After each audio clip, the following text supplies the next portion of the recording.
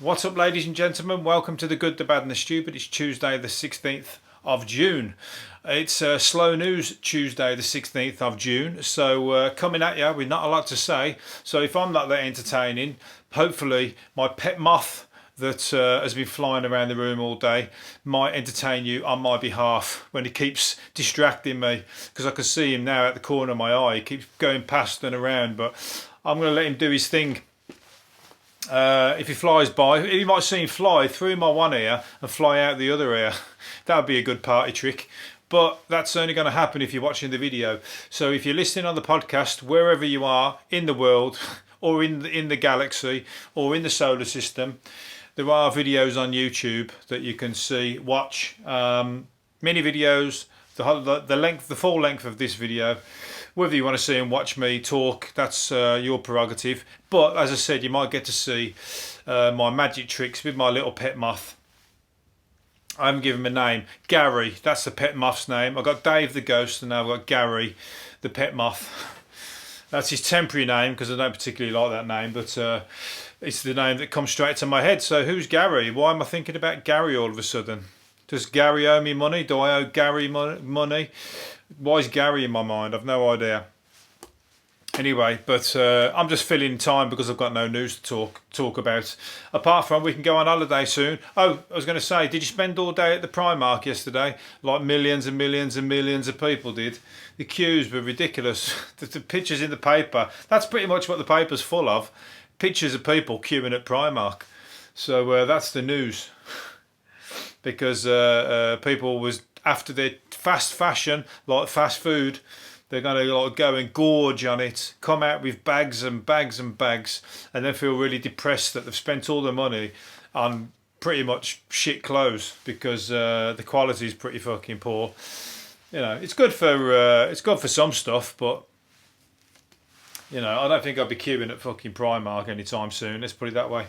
I don't think I'll be queuing anywhere really anytime soon. I can't fucking stand queuing at shops. As I said, I'm already doing the post office, and that is a fucking pain. I went to today, got me again. I went to the post office today, queued up, got all the way to the front with a big pile of fucking post that I had to post. But I booked it all online, and I thought that they printed the labels, but they do at the place around the corner. But that's Royal Mail Depot, I found out.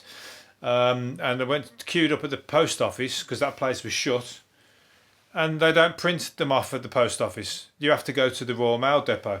So it's all fucked. And it's like you got the Royal Mail, which is one thing, you got the post office, which is another thing, and then you got Parcel Force, which is another thing. All three of them, but there always should be one, but now they're all separate. So it confused me, and I wasted my time and wasted my journey once again.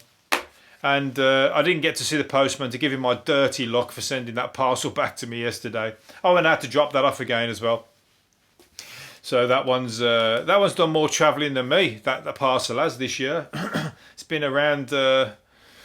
It's been back to me, and now it's going off on its journey to where it's meant to be, which is right up north somewhere. What's the chances of it coming back to me again? Very good, I think, because some of the post office people were fucking taking the piss. I've already had was it 3 things last week? 3 things got smashed. 3 things. One thing. I sent 4 things to one bloke. 2 of them got smashed. Now he wants to send the 4 back. I said no. I'm not having all 4 back. 2 of them are all right. I'll fucking have the 2 back. And he's trying to cut deals with me, and I'm like, no, I'll just reimburse you for the 2 that got broke. And he's going, well, why don't you reimburse me and I keep them for spare parts? Well, that ain't fucking. Why don't I have them back and sell them for spare parts? For cheeky fucker. It's crazy. People taking the people trying it on.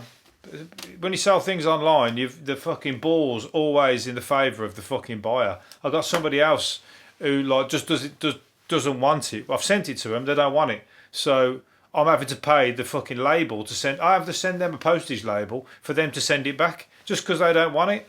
And that was on eBay, and eBay said, no, you got to pay. You have to send them a shipping label, and then when it gets back, you reimburse them the fucking shipping label and the item from before.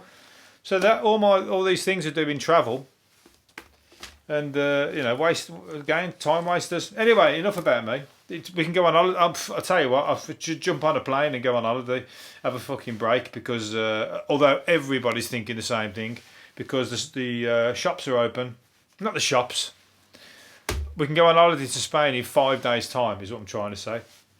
5 days and counting for many people. The flights are probably going to be expensive, I imagine. You're going to catch you when you go, like, you buy it one way. I've done this before to IB for a ticket one way, it's 50 quid. You try and catch a return and it's 350 quid. So make sure you buy it all before you go. Otherwise they'll fucking sting you if you get there on a cheap one.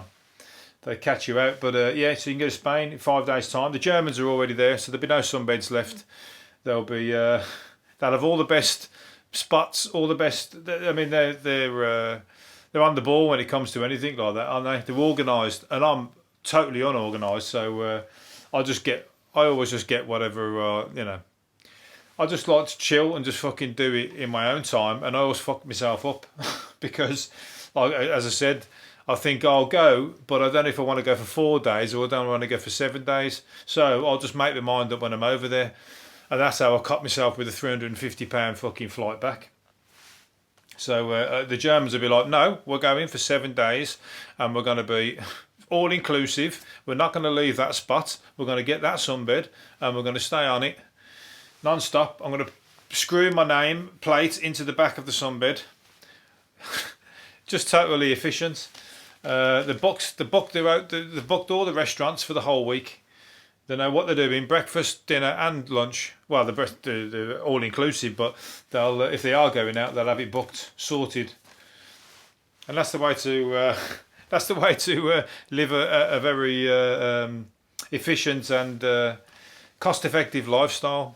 I do the opposite of that, but I like to not know what's fucking around the corner. I like a little bit of surprise, you know what I mean? I like to live on a little bit of, you know, excitement as to what, but fucking there's nothing less exciting about a £350 fucking flight home from Spain, which took 6 hours because I had to do a fucking 6 hour stop. No, it took, 9 hours because I had to do a 6 hour stop over in Madrid.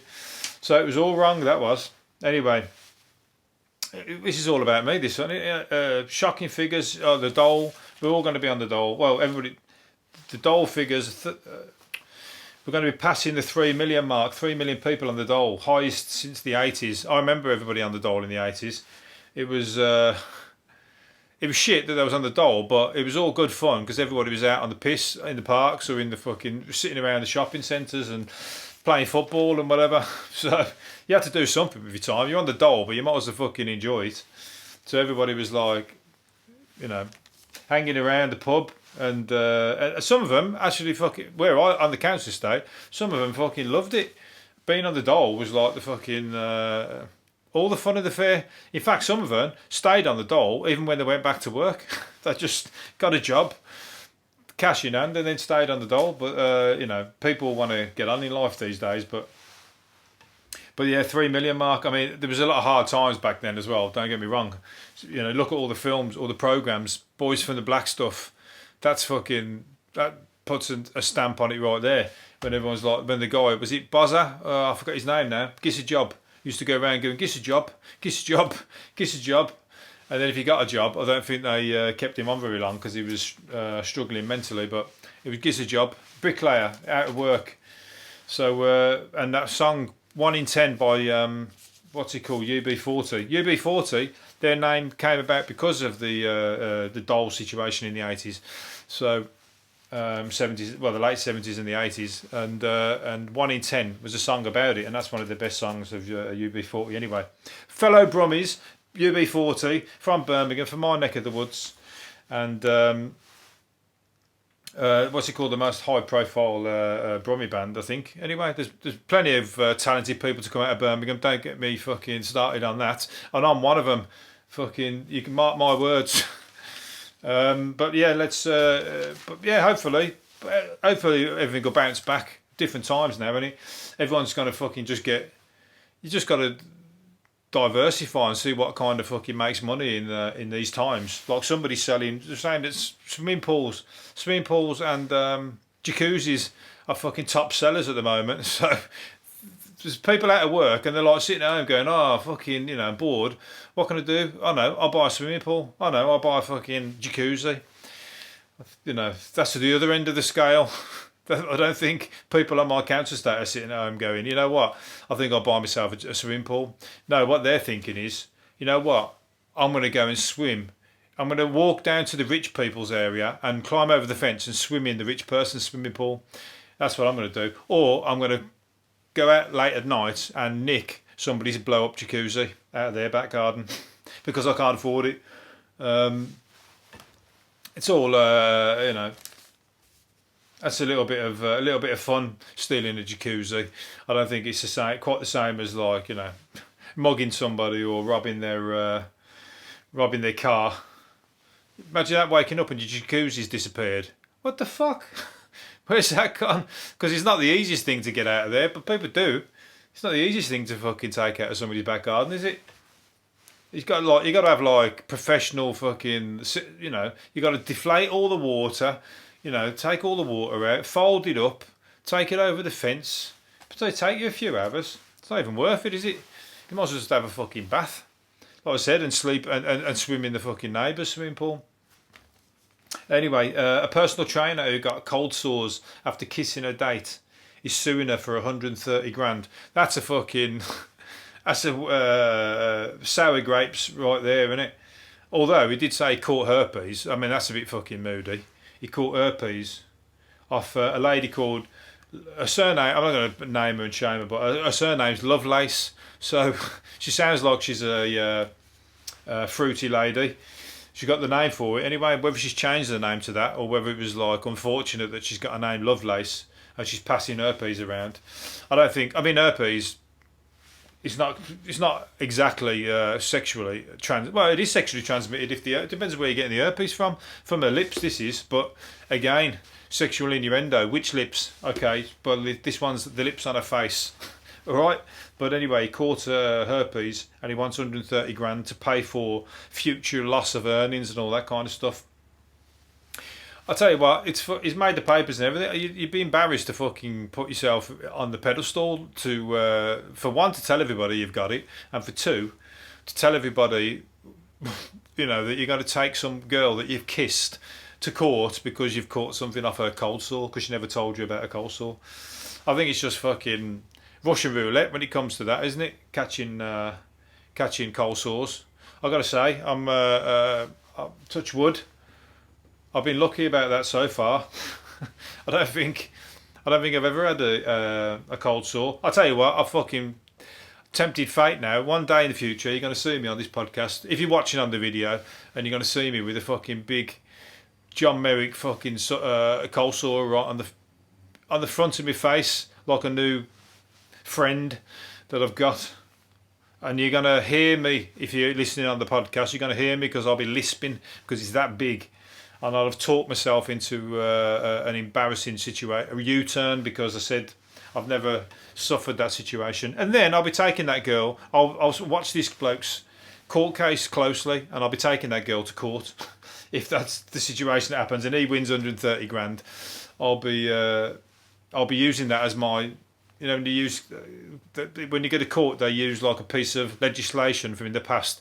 I'll be going, in the case of whatever his name is, Lovelace versus Conway, I would also like to claim 130 grand for the girl that just gave me that. And I'm not going to tell you which lips I caught it off. Anyway, let's move on to the bloke who pissed up the statue that was saving the doing his good deed and protecting the statues of London from the protests of the weekend, when he pissed up one of them, and he went to defend them after drinking 16 pints of lager. I don't think he's fucking defending anybody after 16 pints of lager. All he's defending is fucking his bladder by pissing all over the street.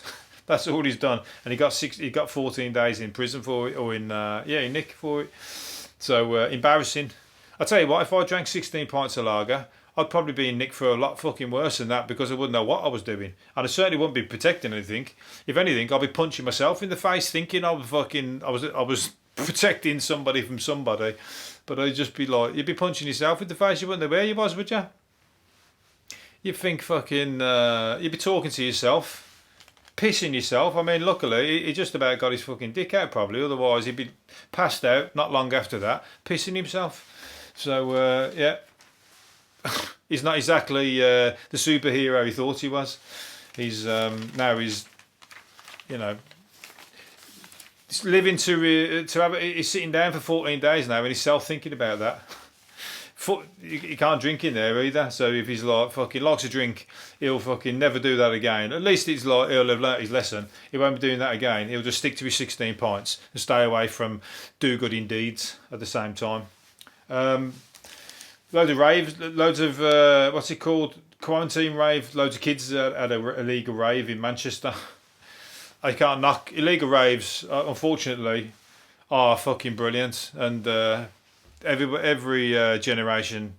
In fact, they haven't had them for a while, have they? Because there's been plenty of parties, but now there's nothing to go to. People thinking of ways of partying, but people are just frustrated and they want to have a fucking. You know, want to have a fucking shindig, an all-night rave, and they called that one the quarantine rave. So it's like fucking, what's it called?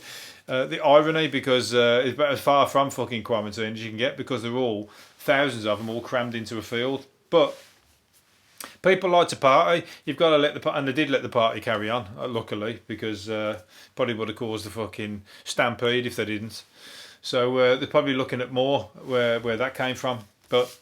I can't knock it because I come from the fucking period of the generation of raves, and we used to fucking love them, and they were you know, we reminisce, we talk about that all day long. We're always fucking you know, everybody's always buzzing off the fucking raves, and when somebody plays an old tune from the old days, it takes you straight back. It's almost like fucking a time machine. You hear a tune and all of a sudden you're like catapulted back into that time when you were like fucking bopping, dancing, bouncing around the field off your fucking barnet again. But that was for good cause, having a great time. No fucking fights, no trouble. Just everybody, you know, you've had about a fucking 100 new mates every time you went to a rave. You never fucking. If we had Facebook, I'll tell you what, I'd have that many mates. It would be ridiculous, but we didn't have them then. So you was mates for the night, and after that, you never seen them again. But they're still friends in my book. I still remember them. My old pals from the old acid house raves. Anyway, speaking of party goers, what's he called? What's his name? Oh, what they call him? What's his name in the fucking EastEnders? Dean. What his name? Dean Gaffney. What's his name in the fucking... bollocks. I can't remember his name now. Dean Gaffney. Oh, he had Wellard. He had the dog Wellard. Oh, bollocks. I can't think of it. Anyway, he's at a rave. Somebody's put him at a picture in a fucking stately home with a load of strippers where everybody was sniffing... what's it called? Sniffing mysterious white powder. Well, it ain't mysterious, really, is it? there's one of a fucking couple of things that could be. And what else are they doing? And sucking on balloons. So and I doubt it was helium. It might have been helium, but they're on the laughing gas, aren't they? But they're all dressed as superheroes, and there's loads of strippers and everything there. So they're breaking the rules, I'm afraid. I'm not having any fun, so I'm going to have to call them out. But again, they're having a party, and I can't believe that Dean Gaffney, I don't know what he's fucking... Robbie, that's it, Robbie off EastEnders. I can't believe that Robbie off EastEnders is having a fucking better time than I am, because I'm doing nothing. I'm fucking home alone. And he's there pictured with about 100 people all dressed up in all sorts of costumes, and the girls are looking fucking hot. And what they call it? Are they hired strippers? A wild party with strippers. I tell you what, I'm doing something wrong in this life. I've missed out on the raves there, and I missed out on stately home party with Robbie from EastEnders. But that actually kills the buzz, really. That's like fucking. It was good party until he turned up. He's probably like made it a little bit less. What's the word? Cool. I'm only joking. If he had Wellard there, I wonder if he was like signing everybody's, signing his autograph or not, or was he telling people, do you remember I was Robbie off EastEnders? Oh, I was Robbie off EastEnders. They're all too young, they were like that. Don't remember you, mate. I don't watch it anyway. Anyway, oh fucking hell, we're running out of time. I've run out of time. All I'm going to say is, oh no, I'm going to save that one till tomorrow. So I'm going to leave it on Robbie from EastEnders is having a better time than me.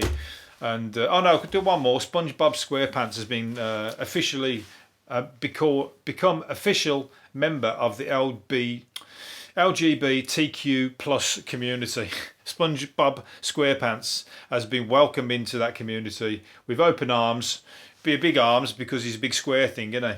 But apparently people now are coming out and saying that they think he was gay. I don't care what he was. It was fucking a lot of fun. I'll tell you what, SpongeBob Squarepants, I can come back from any rave and watch him all fucking weekend long. I'll tell you what, is EastEnders, what Robbie was in, I've just mentioned. EastEnders used to depress the fuck out of me when I come back. That would be on a Sunday night, Sunday afternoon, and that's the worst thing to watch when you're fucking hungover or had no sleep. SpongeBob is the best thing to watch when you're hungover and had no sleep, because I don't matter how fucking down you feel, believe me, that frown is going to be turned upside down after a fucking hour of watching SpongeBob Squarepants comedy bouncing around the screen. Anyway, I might even fucking watch one tonight now. I've got myself excited. I'm going to leave it there, and hopefully you've enjoyed it, and I'll do another one tomorrow. See you later. Bye.